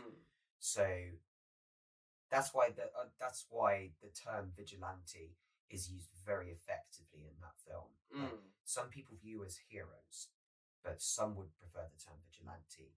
Vigilante is someone that enacts in whatever they want to do to save something, but they break the law in the process. They're not doing it with permission. So that's when the Sokovia Accords come along. And they have to sign the Sokovia Accords, basically give consent to the government to run the operation of the Avengers. You are listening to us now. You do what we do. You listen to, and why Steve rejects that is because he knows his friend Bucky is innocent of the crimes against him for the assassination of T'Challa's father. He looks out for his friend, and because it was a government program that started it. It was a government program that started it, exactly. Tony then says, "Look what you're doing. You're breaking the Avengers up all because of your friend." At that moment, Steve was like, "You're not going to see. You aren't going to listen to me, Tony. You can't listen to me. So I'm doing what I do as Captain America, and I'm fighting my way out of this." Tony responds in kind, and he gets away. But in the heat of battle, in the heat of skirmish, Rhodey, the one person he constantly wanted to protect in the past, almost dies. And that scene was haunting, because in the cinema I genuinely thought Rhodey was dead. And the way that he hit the ground and almost broke the sound barrier, my heart stopped. I was don't know if you want to chime in here. No, but I do remember the scene where you sort of just see the sort of like as soon as he hits the ground, it's like, oh, okay, that's significant. No music from that point. No. Like with the life signs, vital. Right? And then Vulcan comes and goes, "I'm sorry," and he just knocks him over. He goes to all of the Avengers that were arrested and goes like, "Why were you listening to Steve?" And then they explain to him like, because of the super soldiers, they're going to find that there are more Winter Soldiers and it's a government program. So then Tony goes, "Oh, yes, he's innocent. Steve and Bucky is innocent, so I'm going to go and help them because you guys are not behind bars." Again, he's atoning, but then he finds out that the revelation that the Winter Soldier was a hired gun to kill Howard Stark, to take down this titan of the industry, and rightfully so. He loses it. Because then he looks at Steve, the one person he trusted the most in that moment, and he goes, "Did you know?" The acting of RDJ when he goes, "Yes," he goes, he's physically and mentally he's just heartbroken. You knew how my father died all this time, and you did not tell me. His reaction, completely justified. He smacks him. Yeah, no. You've just started a war. Mm. You betrayed my trust. He goes, I wouldn't be doing this for any other reason, but he's my friend. So was I. Yeah. Love that movie. Mm. Civil War was one of the MCU's peaks. Yeah, It was really good. Yeah, no. Yeah. But then from there, we have the turmoil of Stark and the turmoil of Captain America. Mm. Stark's journey continues with Spider-Man. Mm. Now, the Spider-Man is a hero that we knew before the MCU, you and I. Yeah. We like the Tobey Maguire movies. We probably saw him in the comic book shops, and for me, everyone basically knew about Spider-Man being the face of Marvel. Because let's face it, he is, because Spider-Man was what got the ball rolling with Stan Lee. Love that story. Yeah. But then here comes Peter Parker, a little young boy that Tony Stark notices is trying to do the right thing, like sticking up for the little man, and he funds him. He gives him a suit, and he goes, you want to be a superhero, kid? You've got to do it the right way. Here's the suit, off you go. And Peter Parker is a young boy. He's in the story in Spider-Man Homecoming. He's 15 years old. Peter Parker is 15. So he is brash and very naive with the things that he wants to do. Like any kid with a new toy would be. Like, they don't know how to use it straight away, but they want to use it. Yeah, I mean... Final pause. Final pause. Yeah. So he's a young boy, and Stark gave him the tech, he gave him the funding, and he's just like, look, if you want to be a superhero, let's get down to business. And Peter makes mistakes, and he doesn't listen to Tony's advice, who is a veteran at this point. He's a superhero veteran. Stark has made many mistakes, but Peter does something reckless. He goes off like Spider-Man, like I said before, and he goes, swinging into action. I'm going to save the day no matter what. Bang! The boat almost gets destroyed. Iron Man comes along, helps him. And one of my favourite scenes in the entirety of the MCU, and I will say that with gusto, one of my favourite scenes was Iron Man telling Spider-Man off. Interesting. Because it shows how far Tony Stark has come. Yeah, it's true. So, yeah. And it calls Spider-Man out in a way that makes so much sense. So he comes along, Iron Man comes along and goes, previously on Peter Screws the Pooch, I told you not to go off and do that. He goes, I mean, is everyone okay? No thanks to you. Yeah. And anyone in Peter Parker's shoes that wanted to do the right thing, wanted to go off, would vibe with Peter here when Peter turns around. No thanks to me. None of this would have happened if you just listened to me. Yep. If you even cared, you'd even be here. He jumps out of the suit. Tony Stark jumps out of the suit. Yeah. And Peter's like, oh. I screwed up there. I did listen, kid. Who do you think, he said, who do you think funded the suit? Who do you think went off and listened to all of these things? You know, so everyone told me that I was stupid, immature, for giving a 14-year-old the tech. I'm 15. Now, this is where you shut up. The adult is talking. Yeah. Like, real people could, because, like, I just wanted to be, he's saying, like, I wanted to be like you. I wanted you to be better than me. It's not good. It's like, I wanted to be good. That's not good enough. He's basically saying, like, the very fact that you're telling me you want to be a superhero, but you weren't good enough. He's saying that's not going to cut it. Yeah. I've seen what's happened. I've seen the Avengers are toast. There is no more Avengers at the moment. We are broken up, like a boy band. We're broken up. I'm still trying to atone for everything, and I'm failing. I am failing, and I have failed in the past. I can see within you the same journey that I have gone on. You are relying too much on your superhero identity. You're relying too much on the suit. You're not embracing the Peter Parker that makes you the hero. So then he speeds up Peter Parker's growth. That Iron Man went through 3 movies to get to this point. Spider-Man's only got to go through 1. So he goes, okay, if you're nothing without the suit and you don't, then you're not having it. And then he, one of my favourite quotes, he goes, God, I sound like my dad. Because he hates his dad. He resents his dad.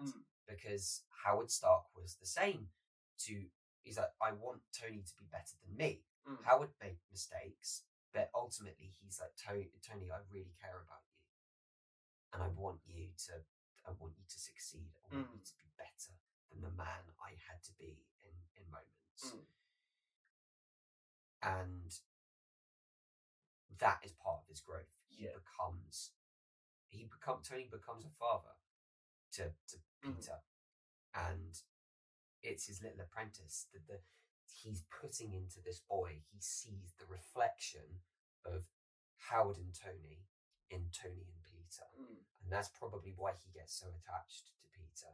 Eventually, obviously, Peter comes to his own, learns his lesson in the quickest possible way in Homecoming, and at the end, Stark gives him a brand new Iron Spider suit, which he rejects and says, no, you told me I'm nothing without the suit. I do not want to be an Avenger. I want to be Spider-Man. And then it's revealed that Iron Man is made up of Pepper as well. So off screen, Iron Man was dealing with these things. He's like, the Avengers is no more. Iron Man is still going to help people, but ultimately I still want to work on things. And you can see he's growing and growing. There's still that desire to help. He just cannot help himself. He's really trying to switch between Tony. He's working with the suit. It gets to a point where it's starting to get very complicated. So then enter Infinity War. I don't know if you wanted to start this off. I'm trying to think. I think as I said previously, like Infinity War is kind of like where Stark is.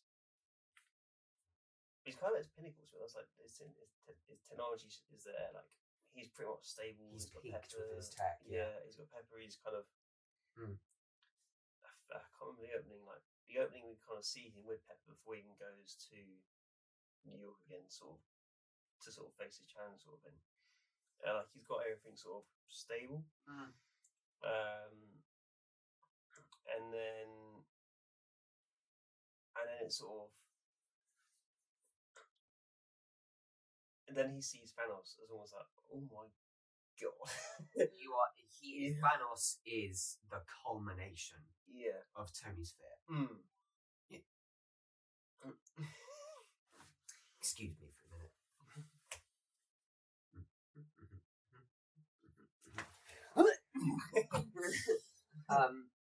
But when he sees Thanos, when he realizes what Thanos is, and Bruce comes back to Earth, and it's just like, he was the attack on New York.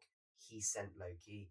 He is the reason, because Bruce knows, because he was his therapist for a while. Tony, he is the reason that you had a panic attack. He is the reason you can't rest.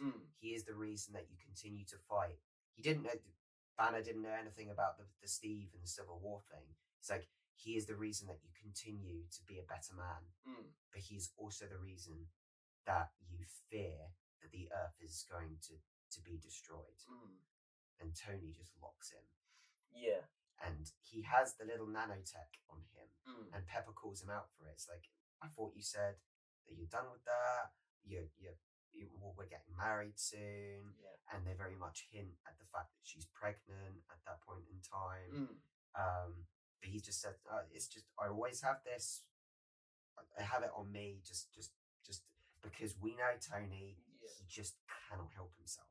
He can't help but intervene and help. And then I would say, for better term, he tries to protect Peter again. He's trying to atone. He's trying to protect Peter. He tells him to. I love that scene where he's just like, this suit is ridiculously intuitive, so anything, it's your fault. What did you just say? I take that back. I love that scene. So really, this is your fault. What did you just say? the father-son dynamic those two have, I adore it so much. He is training Peter the lessons that he learned to save him, because he sees in him the son, the protection. There's another person he really dearly wants to protect. Peter is a manifestation of the good things that Tony has done. And I say the good things he has done, the good things that he has learned to do in the latter half of Phase 2 and the early half of Phase 3. He is a representation of Tony's good streak. Yeah, I mean, he's not even a weapon. He's literally like... No, he's not. He's kind of like, what's the word? Like the adopted son sort of thing. He trained him to be a good human before to be a good superhero. He said, you have to strip the suit away and deal with you. Why do you want to be a hero? Yeah. So then Infinity War happens and everyone comes along and works together, and he faces Thanos. And then he realizes no matter what, we have to win. Because if we don't, Thanos is headed to Earth. We have no Ultron.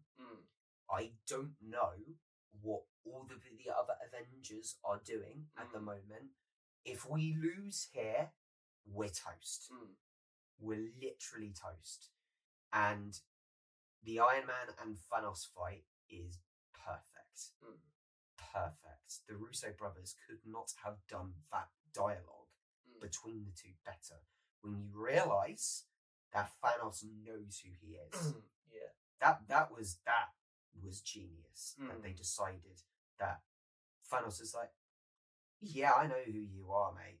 You're a thorn in my side. That's who you are. You're not. He said, you're not the only one cursed with knowledge. You're not the only one burdened by yourself.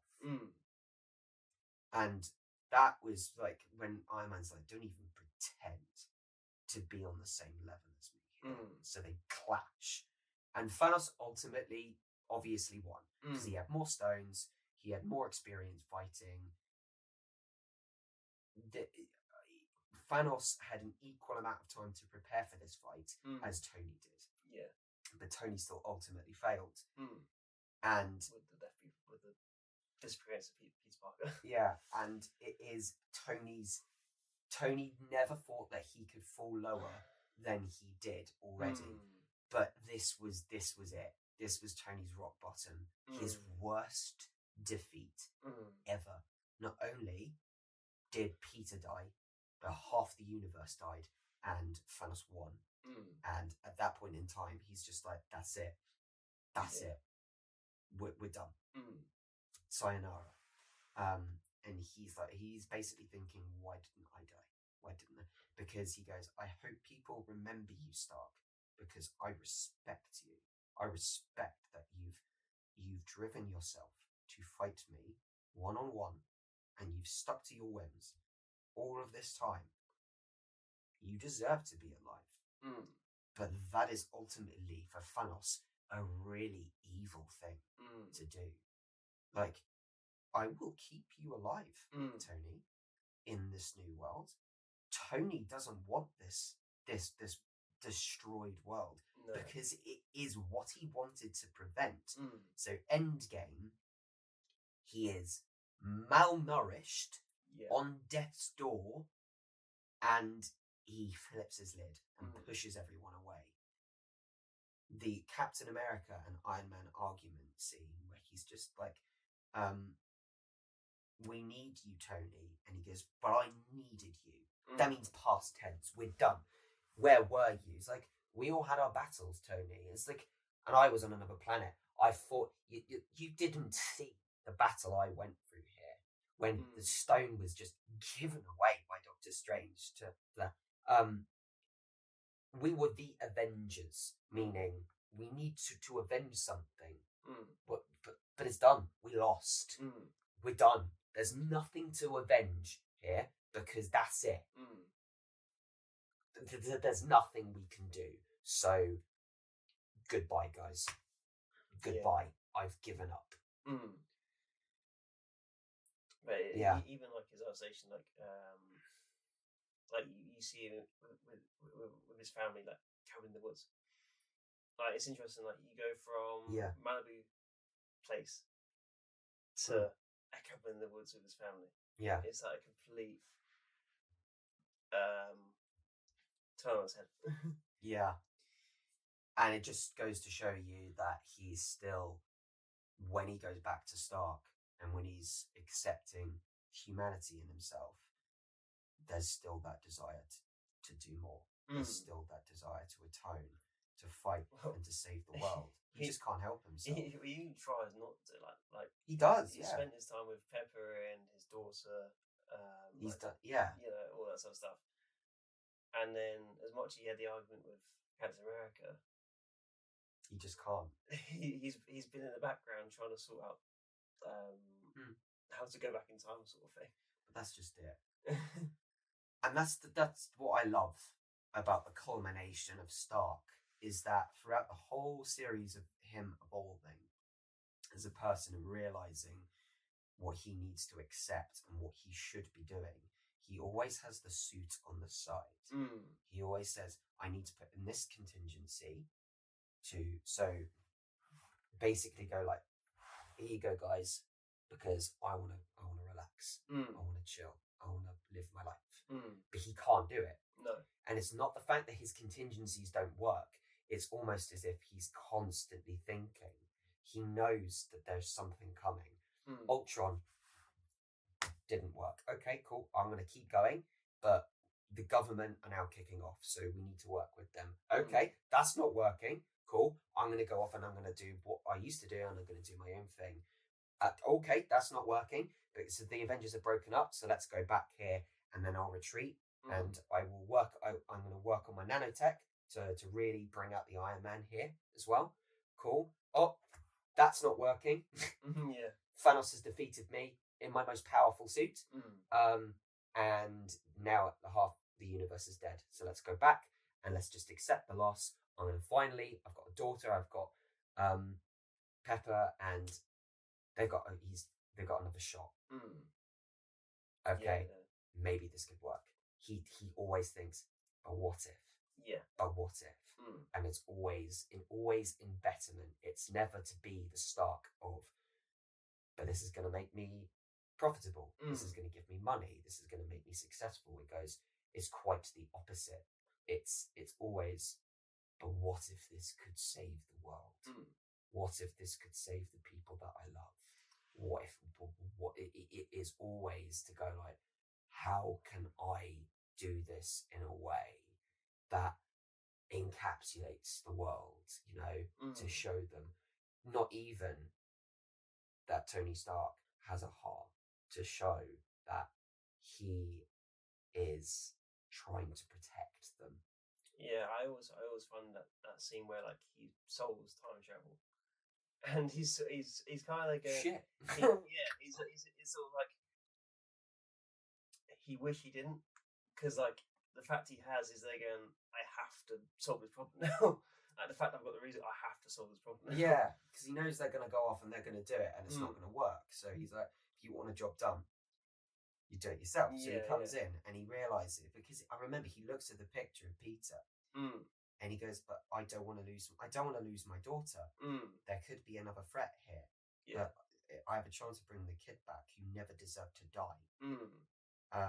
So I'm going to indulge this, I'm going to do it. And then when they're in the process of doing it, he realizes this could actually work. They bring the stones to the present. He makes the nano gauntlet poetry. I love that. Not many people liked the nano gauntlet. I did. You can see his nanotechnology has become so powerful that it literally represents how Thanos beats him. His nanotechnology has caught up. Not more powerful than the Infinity Stones, but it can hold the Infinity Stones. And then it just gets even more perfect in the film when They click, everyone comes back. Boom, Thanos is here, and it's the final showdown. The evil Thanos of the past, who is driven by like, I need to destroy the universe because everyone sucks. Basically, we need a better universe than this because I need that. And Stark is like, no, you need to stop. This is enough now. And then all of the Avengers unite together, and throughout the battle, you can see that it is Tony's farewell. It is Tony's final atonement. He hugs the kid. He opens up and he says, "I'm so glad you're back." He doesn't say a word. He's just like, Peter's like, "I'm back. There was a portal, and I'm back here, and we got a lot of fight with." And he's like, "Oh, you're hugging me. This is nice." And you can see in his face, he's like, "This is it." And then at the final fight, Doctor Strange looks to Tony with a face of utter dread. Yeah. And he says, "I can see you're realizing in this moment what your power is, what you've got to do." He can, of course, he couldn't have said to Stark, like, "You've got to kill yourself." Yeah, no. Say, unalive yourself. To save the world. Otherwise, it never would have happened. But he just he says, "I can see what you're thinking, Tony." And then he just gives him, in the response, "This is the one. This is your shot. Do it. This is your shot." And he does it. He wields the Infinity Stones, the thing that defeated him from Thanos. I am Iron Man. Yeah. I am literally, in that moment, I have done all of this. I am the one to strike the final blow and save the world. Yeah. Boom. Yeah. And now he can finally rest. Yeah. At that moment, it was the perfect conclusion for his character. As much as I cried in the movie theatre, from as a little kid not liking Tony Stark to as an adult in the movie theatre crying over the death of a fictional character, it just shows how far his character has come. I think Tony Stark dying at the end of Phase 3 in the final Avengers film of the Infinity Saga was great. And it broke my heart, but it works because everything that Tony Stark, he went through a metamorphosis to become Iron Man, the hero, and to realize the power comes from Tony Stark, not from the suit, and it comes from his head as well. He has dealt with all of the problems. Peter's back. He's a better person. The Avengers are back together. That's sorted. We are, because we're such a power force, the government can do their thing, we can do that. Pepper is alive. My kid is alive. Thanos is dealt with. Then my job is done. Yeah. My job is at last done. Well, even Pepper's line at the end when he's on the rock, just like, that broke my heart. You can rest now, sort of thing. Is that? Oh man, you can say literally like it's all like his mind just being able to kind of go. You can see he's even in his dying whimpers when he's staring. Rhodey comes up to him and he looks at him and goes, "You're gone." He's like that's why Rhodey retreats. He's like, "You're done, my friend. Farewell. I'm going to give you this time to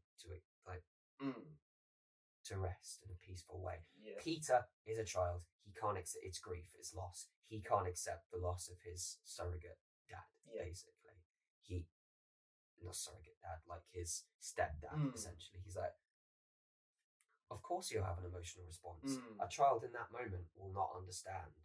And I think that Peter represented all of us. Like, why do you have to go, Tony? Please don't die. Yeah. I think I'll briefly touch on it, but I think the Spider-Man films that we'll discuss in the next podcast, like going forward, like when Peter doesn't understand the time decision, I think as we see over the next couple of films, like we begin to see Spider-Man kind of go, oh, I understand the way you made this decision now, sort of thing. It's interesting. Yeah. And you could even compare Stark's death to Aunt May's death and Uncle Ben's death as well. What if they didn't have to die for nothing, basically?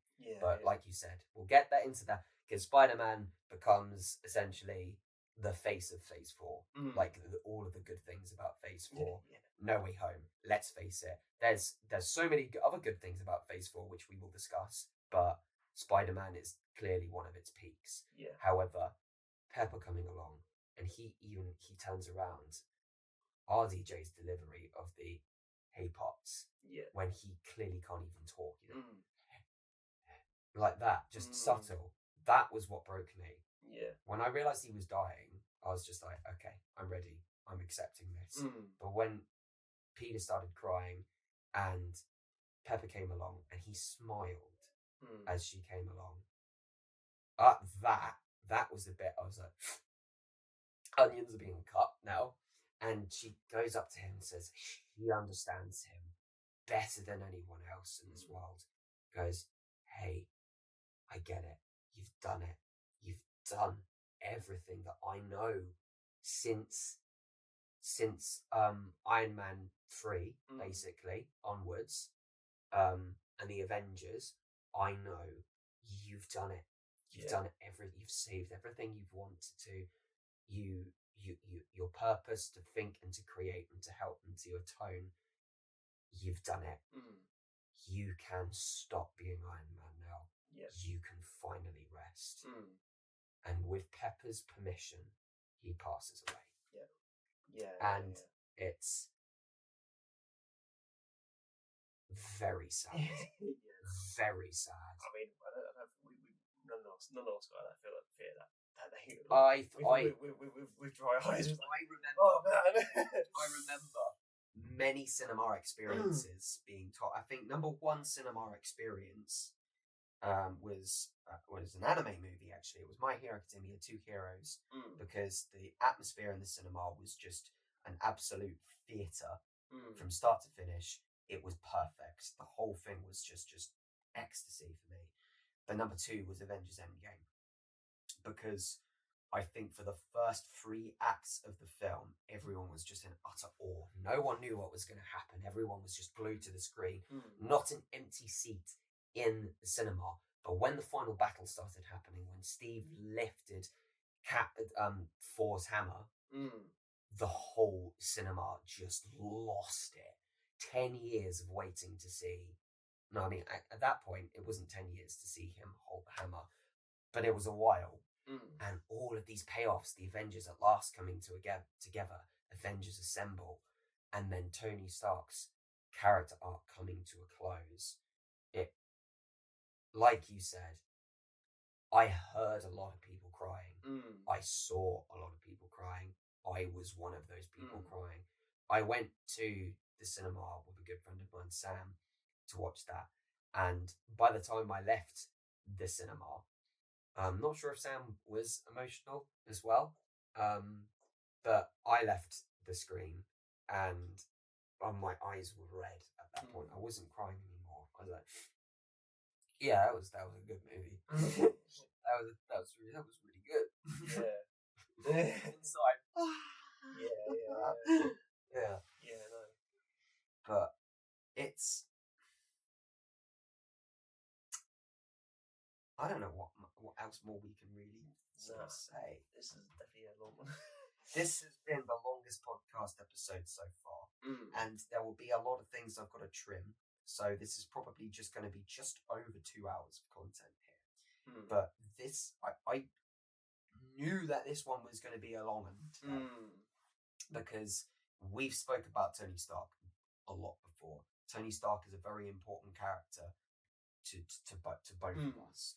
For me, as well, it shows how good writing and loyal directors and 10 years of patience and design and love to a character can show that even the worst of humanity can become its best as well. And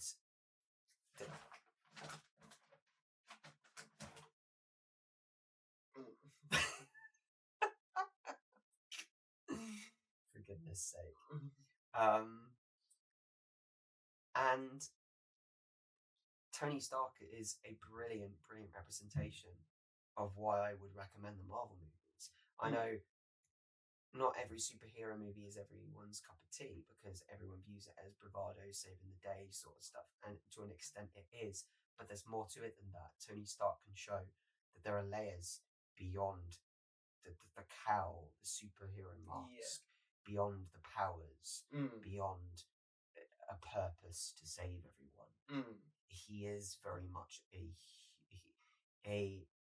human character trying to atone for all of the sins that that started the cinematic universe. Very much the definition of I started this, I will finish it. Yeah, for sure. You know, and you don't see that sort of writing in cinema much anymore. No. There's a lot of movies that do hit the mark, but this is why the Infinity Saga I held in such high regard. You had to wait. You had to deserve the film, the reward of the next chapter. You had to, and you were rewarded with it. Not every movie was great, but you had to just like, I'm so invested in the next chapter of this ultimate tethered universe together to see what happens. Well, the payoffs are sort of built up a lot.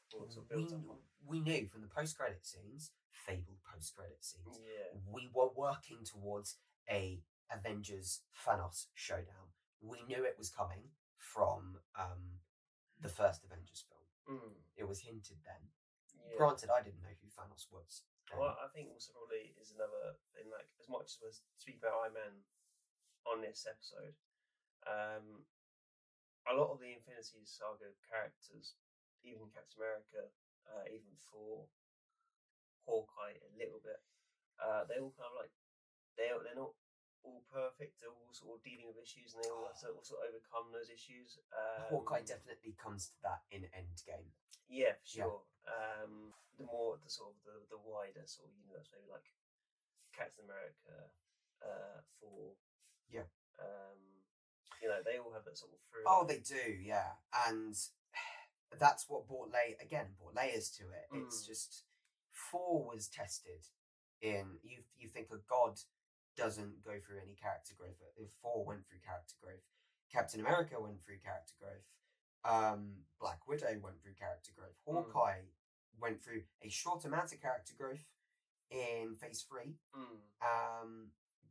but good enough for his character.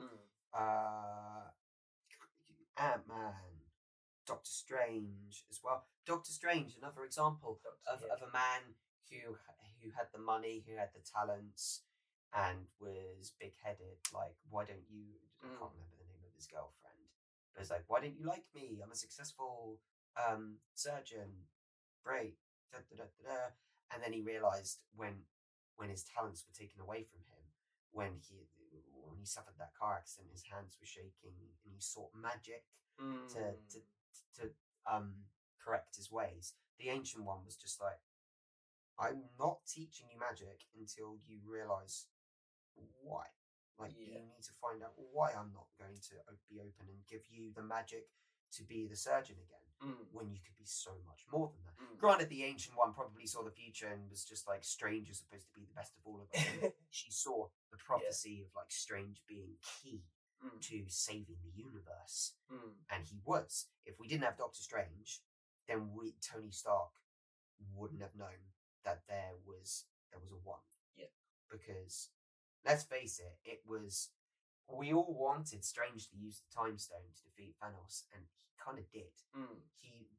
The man looked through over millions of possibilities of how they could win, and he said, out of all of these millions of possibilities, there is only one scenario that we win this. Yeah, we saw that one scenario, but my goodness, if it wasn't for the way that they did it, the way that two ultimately egotistical men that learned why they were and improved themselves and used their superhero identity alongside their human alias to defeat this one person together. Look at that, though. That's powerful. Yeah. And not only was Thanos defeated by them, he was defeated by all the people that they trusted, and all of the Avengers uniting and coming together, and working together because of that. You know? I think we've spoken long enough. Yeah. Unless you have anything else to say. No, I've got nothing else. No, definitely covered a lot on this one. Yeah, this one. Yeah, this might be a bit jumpy, this podcast, because we've been talking for now. My goodness, 2 hours and 17 minutes. But I'll very quickly talk about what we're doing in the next episode. Which, if it was not obvious already, how much me and Elliot love Phase 1, Phase 2, and Phase 3. We're now going to tackle in the next episode Phase 4 and Phase 5. Yeah, what it did very well. Yeah. Because there were many instances of Phase 4, I won't deny. I was sat down in front of the TV and in front of the cinema screen where we both together went, oh my goodness, they just did that. That's awesome. I love this. Marvel is continuing post-Endgame, post what we saw as a perfect ending to the whole story. The continuation was like, oh, this is brilliant.